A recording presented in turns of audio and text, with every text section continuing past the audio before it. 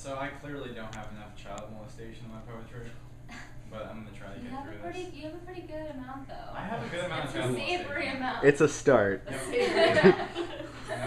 It's not completely absent of child molestation.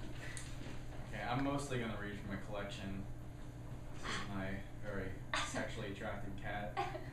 To me, sexually attractive cat. I'm mostly gonna read from a collection based on New York, called Ivory Nights. This is The Hum of Blood. There is a static in the air. My veins are alive, writhing. They feel eternal. A scarlet fever, no longer internal. I am running, souls pounding the cracks without a care, while souls slip through the cracks ensnared. An upheaval of senses, depleted of bare-bone simplicity. Of broken noses, a twist turns its own upward. Of split-lip pleas, kissing sutures of an otherwise empty mouth.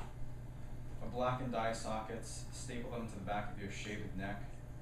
Of smashed-in faces, paper tiger rampart comes sickening. Of blending in and then forgetting. The place for the dotted line, the pace for a grin from Chelsea. 14 to 30, a tense set of numbers in between.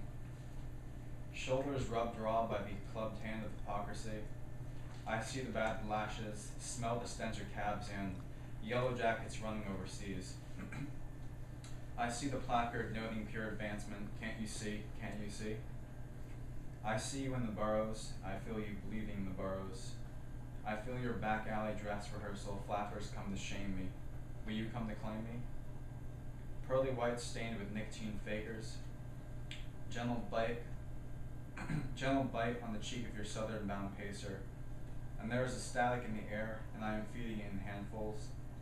And there is a static in the air, and it is breathing in my palms, swaying with dead leaves in the midnight wind. This is a concrete rainbow. Hula the hope and hot past scotch, pouring down the bend of Encino and Vault. There is waste in the waters and no sense for time. There is plenty of room for a reasonable mind. Belting on my frequency about how horses come to water but drown in my pity. Fools gone to fools and getting lost in the city. Taming the beast at the end of a stick. Slick lines for sick kinds and jamming at all of it.